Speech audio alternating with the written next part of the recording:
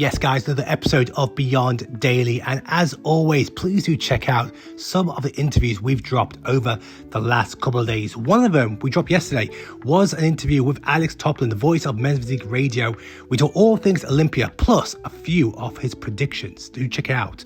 We're going to start straight into Dwayne. Dwayne from the UK got his pro card at Romania last year.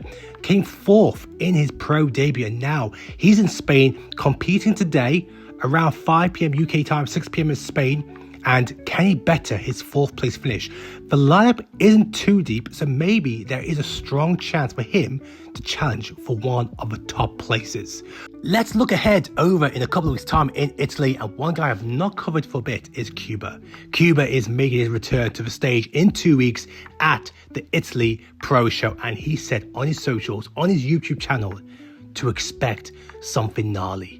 Expect some wild condition. And I think going off his socials, going off his updates, going off his YouTube channel, he's on track. He's on track to bring something absolutely wild to the stage. Maybe the most conditioned man on stage. We saw him here last year at the M Pro Classic, Emilio Martinez show over in Spain, where he got second call out. He might be outside, yes, but very few can really beat him when it comes to condition. And that is something we expect to see from Kuba. Something that he's known for is that gnarly, grainy condition, that vile, disgusting condition. So what are your guys' thoughts? I'm really keen to hear your thoughts. Where do you think we could see Kuba land this year? Where can he go now in the pro ranks? Another lad I want to talk about here in the amateur ranks is Elliot Robinson. He went over down to see his coach, Jace. And check-in, this is 8 weeks out. 8 weeks out now. He's not confirmed the shows. I know the shows he's doing. But he's not put out on socials yet. He's one of mine to watch this year. He's got the condition. Listen, look at the condition 8 weeks out. He's one of the best posers in the game. Yes, he might be beaten on size in certain areas, but it'll be very difficult to beat him on condition. And sometimes that is the difference. If you can outpose, outwork, outshape, outcondition your competition, maybe this could be the year for Elliot Robinson to secure the IFBB Pro card. He's done the job in another federation, winning major titles. Maybe this is the year.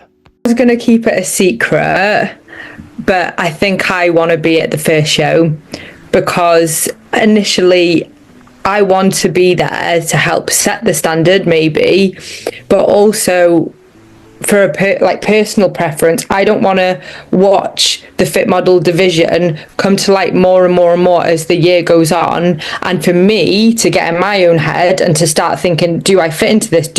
Should I do this? Should I not? I'd rather get up there straight away with a load of other girls that don't know what the pro standard's going to be like and rip the band-aid off to be. So there you have it, guys.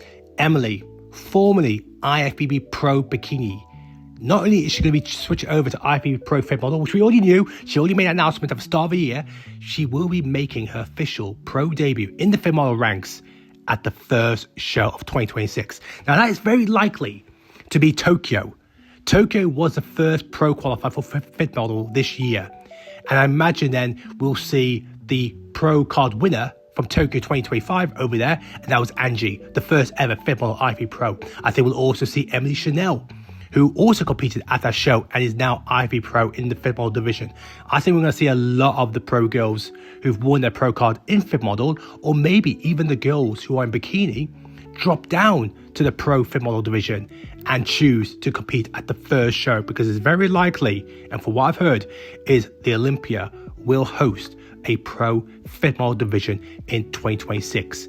Who will be the first Fit Model Pro to win a pro class in the new division in 2026 and go down in history as also the first ever Fit Model Olympian? What are your thoughts here, guys? What are your thoughts of the Fit Model division? I really believe that next year, when we do see the pro ranks, is really going to solidify and further enhance that division. talking about Olympia, this is one guy who knows how to win a title or two. In fact, a title of 6.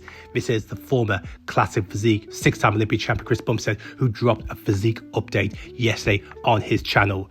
Now look guys, calm down, he's not coming back, even though there has been some rumours from certain people that we might see him back one day. In fact, Milos even dropped a hint that he feels we might see Chris Bumstead back one day, whether it's classic or open. But here's a physique update of Cbum, clearly showing that, you know what, if he wanted to drop the hammer, he probably could get back into that killer shape that won him 6 titles. Now, he's going to be on the road debate because he's going to be headed over to London very soon for the Gymshark Lift London event, which I'm going to be there. I'm hoping to secure an interview with Chris Bumstead. If I am, one of the questions I'm definitely going to ask him is going to be about the prize money for the classic physique division. After last year at Olympia 2024, he did state to expect some Cbum money to raise that prize money for the classic physique division. What are your thoughts, guys? I think that if Ali ends up beating Ryan this year, which I don't have right now, I do think that Ryan would end up retiring. Do I think he should? No, because then I feel like the pressure's off of him at that point. You know, like he lost, let that, now the eyes are only on Ali Bilal. Right now, he truly has that underdog role that he could go full force into. Right? Wow. That was my interview with Alex Toplyn, the voice of Men's Physique Radio. And he stated that he feels that if Ali Bilal beats Ryan at this year's Olympia, that could be the end of Ryan Terry. We could see him retire. Now, look, I spoke to Ryan a bit. I don't foresee that happening one bit. And to be fair, Alex did say he doesn't see Ali beating Ryan. He sees Ryan make it a 3-time Men's Physique Olympic champion and solidify himself as the GOAT of the division. But what are your thoughts, guys? Because this is heated up nicely. This is simmering so well. Lead up to 7 weeks until the Olympia. This battle between Ryan and Ali is box office. And look at this. Ryan dropped this post yesterday of him in a t-shirt saying, "and still." But Ali said this. I have decided not to say too much shit because, this generation is too soft for this shit, bro. Like, people don't even want to hear like the truth anymore. Like, if someone want to say I'm going to win, these guys are like, there's difference, right? Let me explain it to you. There's a difference between believing, thinking, and knowing. Guys, I don't think there's a second in the day that these two are not thinking about each other, that they are not thinking about destroying one another, embarrassing that other person on stage. I believe these guys, the moment they wake up to the moment they go to sleep, and even when they are sleeping, they are just picturing themselves lifting that Olympia trophy. But the question is, will this moment replicate what happened in 2024, which was this? And still Ryan Terry. 2-time. Congratulations, Ryan. Big congratulations. He did it. Terry. And congratulations, Ali Bilal, in his 3rd Olympia. One person we should not be sleeping on is the 4-time Men's Physique Olympia champion, Jeremy Buendia. And he's warned people, you're adding gasoline onto his fire. His fire is already burning an outrageous amount, and he is not stopping.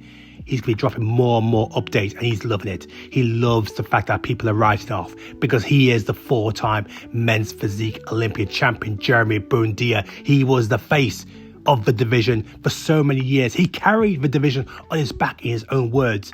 And don't forget that moment where he said nobody outworks him. He still believes it. He still believes that nobody is going to outwork him, and that in his head is going to show on the Olympia stage in 2025 when he comes back to try and retain, to try and become the 5-time Olympic champion. I want to throw it to you guys. If Jeremy did pull off the impossible, if he did pull it off, where would this rank in Olympia iconic moments? Where would this rank as one of the greatest Olympia moments of all time? Let me know in the comments. Going over to the bikini division, let's talk about Allison. Now that we had Allison on the Bikini Insider podcast, which I hope you guys do listen. We have weekly episodes with Marnie and Kerry every single week. Allison returned back to Olympia. Since 2022, she got a qualification at the Poland show, and now she's dropping more and more updates. Is she one of the top girls in Europe? Is she one of the top girls in Europe that could be a big threat to not only break into that top 15, but maybe the top 10?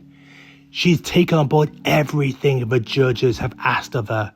She's taken on board everything they want, and she's built a physique based on what they want to see from her. Now, guys, over to India. We just saw this. I wanted to share this, but this is beautiful. This is absolutely beautiful. Behrouz coming over to India for a tour, for some work with a sponsor, and look at that turnout.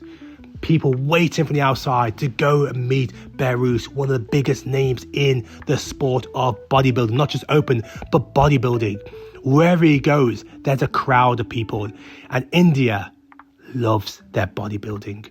India loves bodybuilding. They love all the divisions. They come out in force whenever a big name for the world of the open for bodybuilding lands in their country. And look at this. Look, what a reception. You don't see this in many other countries. So let me ask you this. Which country in the world loves bodybuilding the most? Let me know in the comments. Is it India? Is it another country? Let me know in the comments. Guys, as a reminder, please do support the channel. Drop a like, drop a comment. If you're watching this, then why not drop a like? Why not drop a comment on what part of this video you enjoyed the most? And more importantly, if you subscribe to the channel, it goes such a long way. Thank you.